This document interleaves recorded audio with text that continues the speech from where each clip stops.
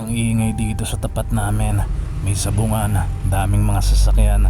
Lalo na yung mga nagmomotor na kulang sa atensyon. After a long intensive research for 15 minutes, ay nahanap ko ang malupit na pangontra laban sa ingay ng mga yon. In-order ko agad siya sa TikTok shop dahil dito mas mura. Dumating na nga agad ang in-order kong earbuds. Pagbukas pa lang ng package, alam ko ng maganda ang quality nito. Naka-plastic labo pa yung box. Talagang nakaselyado pa ang box nito. At kailangan mo ng special tools para buksan ito. At sa loob nito makikita mo ang manual na mga nerd lang ang nagbabasa. Meron din tong Type-C cable charger na makapal at iba't ibang sizes ng ear tips. At syempre yung earbuds case na nakabalot pa sa plastic labo. At sa loob na ito nakalagay ang earbuds. Obvious naman, di ba? At sa earbuds may nakalagay left at right para hindi maligaw sa tenga mo. Meron din silang app na pwede mong i-download sa Play Store. At napakadali ko lang na i-connect ang earbuds app nento. At sa app makikita mo ang complete name at battery life ng earbuds mo. May iba't ibang flavor pa ito ng equalizer.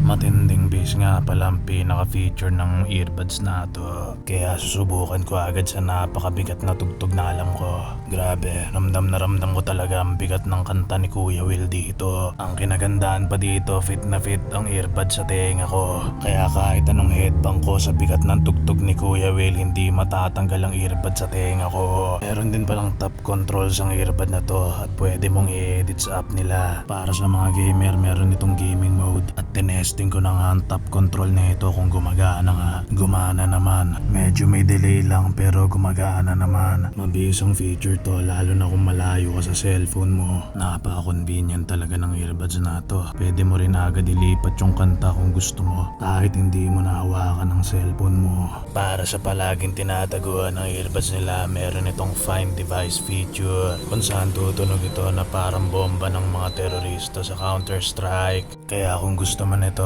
bili ka na lang.